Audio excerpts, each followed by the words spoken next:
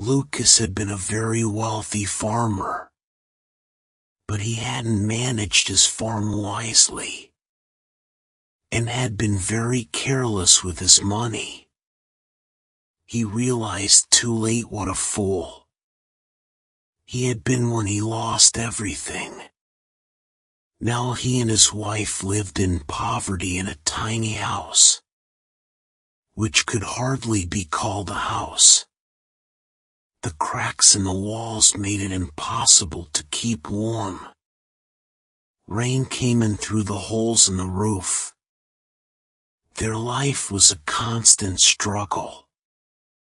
They had always prayed for a child, but during their years of wealth, God had never listened. Now they were poor and had nothing, and his wife gave birth to a baby daughter. "Oh, what are we going to do?" "Oh," his wife cried. "We don't have food for ourselves. How are we going to take care of this poor little stranger?" "We'll find a way," Lucas said. "She's a gift from God, so he'll help us find a way. But first, we must have her christened. We must ask someone to be our daughter's godmother." They had no relatives in the area, so Lucas went to ask their neighbor's wife. "My husband and I are only poor peasants like you. Why should we add your child to our list of money worries?" was her answer. Lucas returned home with the bad news. "What can you expect?" asked his wife sadly. "When we were rich, everyone wanted to know us and be our friends. Even the mayor invited us to his home. But now we have nothing, and not even a poor peasant woman will help us." She was very worried about their little baby. Winter was almost at its end, but it was still very cold. At night the earth froze, and in the morning the houses and trees were covered in snow. They had no clothes for their child, only old bits of cloth. And her bed was the cold, hard ground. Lucas's wife kissed their baby and cried, "My poor darling, my poor little darling." Then suddenly a happy thought came to her. She told Lucas to go and ask the mayor's wife to be their child's godmother. She was godmother to the mayor's child, and was certain that the mayor's wife would do the same for them. Lucas didn't feel so certain, but he went to ask her. With a heavy heart, Lucas walked past the fields and farm buildings that used to be his. He arrived at the mayor's house and gave his wife's good wishes to the mayor's wife. He then asked if she would be godmother to their child. "You know how hard things are at the moment," she answered. "Everyone's struggling. I can't afford to help someone as poor as you. Why are you asking me anyway? Isn't there someone else you could ask?" "Well, my wife is godmother to your child," he answered simply. "Oh, I see. So this is a debt that I have to repay, is it?" was her angry reply. "Is that the only reason your wife agreed to be our child's godmother? And tell me, what help is your wife to our child now? When you have nothing? How dare you come to my home and insult me like this? I wouldn't be your child's godmother if you paid me in gold. Lucas left in tears. When he got home, he described what had happened at the mayor's house. His wife was desperately unhappy, but he told her not to be discouraged. He was going to take their child to the christening himself, and ask the first person he met on the road to be her godmother. His wife, crying, wrapped their child in an old blanket to protect her from the winter winds and put her in her father's arms. Lucas dressed as warmly as he could and started on his journey. He carried his baby sadly but proudly along the road. After several hours, he saw an old woman, dressed in old, torn, dirty clothes, walking very slowly on her old, bent legs. He hesitated for a moment and then walked up to her, explained their situation and asked her if she would be godmother to their baby. The old woman smiled warmly, took the tiny baby in her arms and said, "Yes, of course I will. It will be an honor to be godmother to such a sweet little baby whose father loves her so much." They continued together to the church. The priest was just getting ready to leave when his assistant hurried up to him and whispered that some people were arriving. "Oh, no," said the priest, who wanted to get home for his supper. "Who is it and what do they want at this late hour?" "It's only Lucas," answered his assistant. "You know, the one who lost everything. He's as poor as the poorest peasant now." As they approached the church, the godmother saw that the assistant was whispering something unkind to the priest.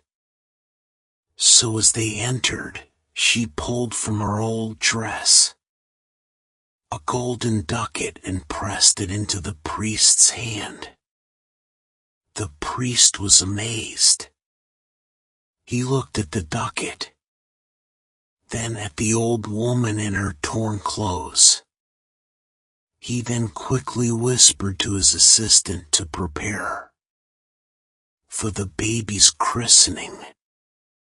The christening ceremony that followed was suitable for the wealthiest of merchants. The little girl received the name Mariska. After the christening, the priest walked with them to the door of the church.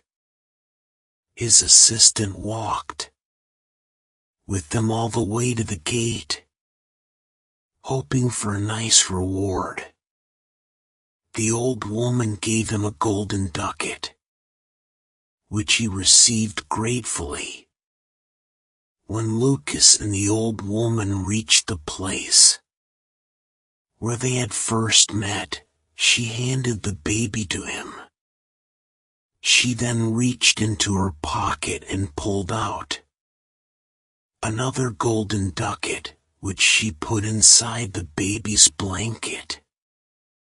She smiled at Lucas and said, "This is my gift to your child.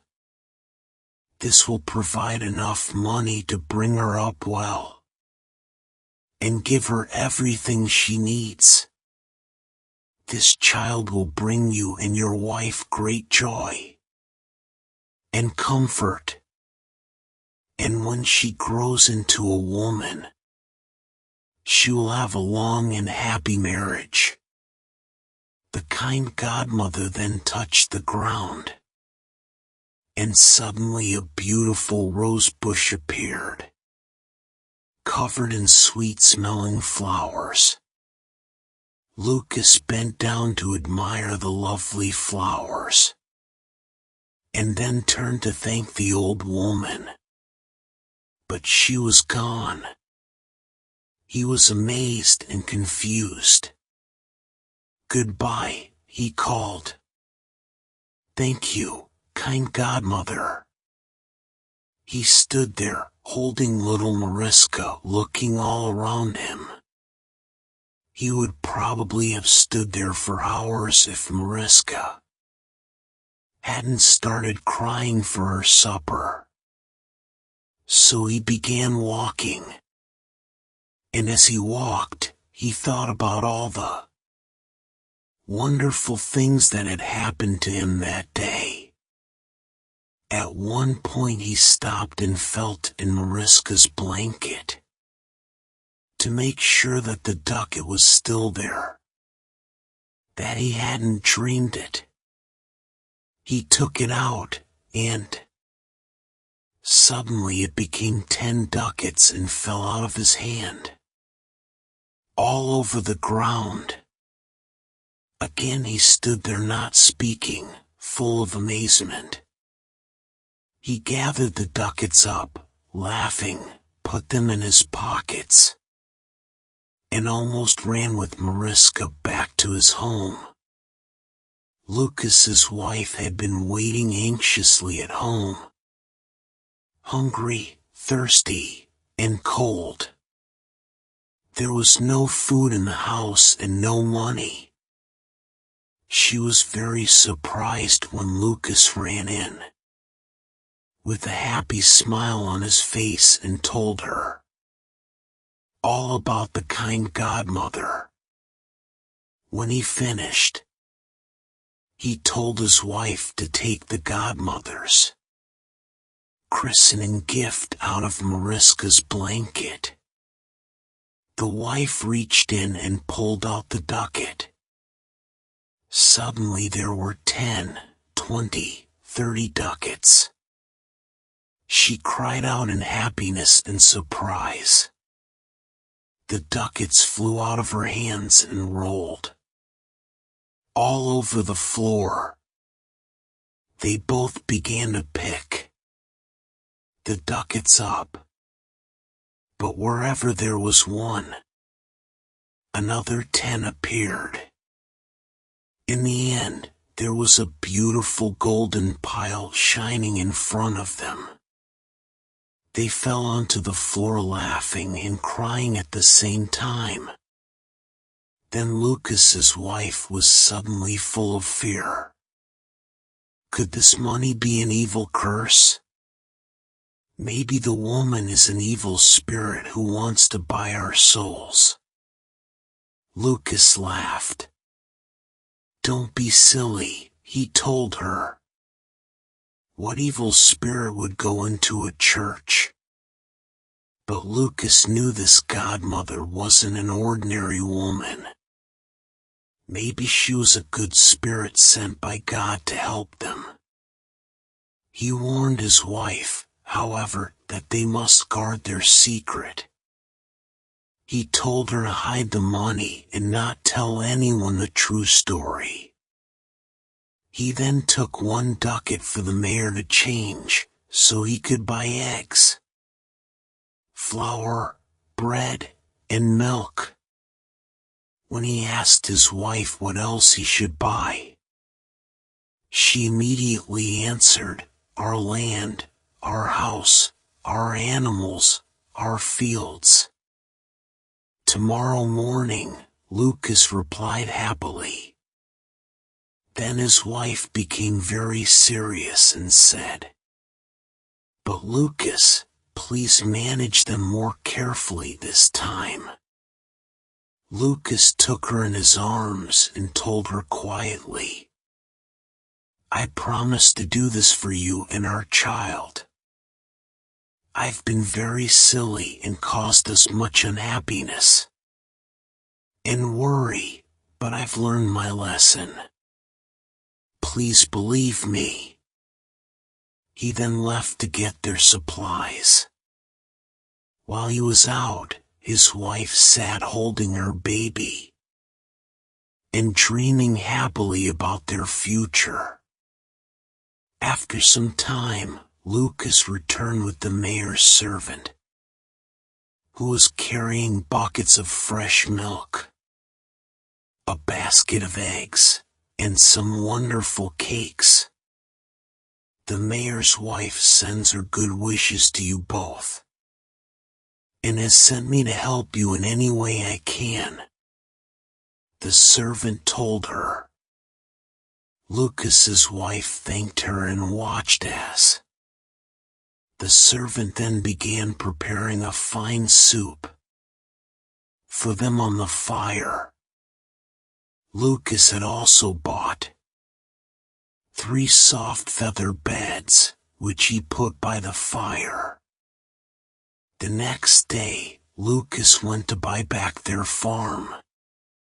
The mayor's wife was extremely curious to know how Lucas and his wife had become wealthy again since his visit to their house the day before. So while Lucas was out, she visited his wife and asked questions.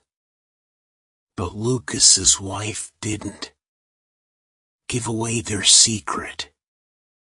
She just told her that Mariska's godmother had very kindly given them enough money to help them start again. After the mayor's wife left, Lucas's wife sat by the fire, thinking about their kind godmother. She thanked her for giving them a second chance in life.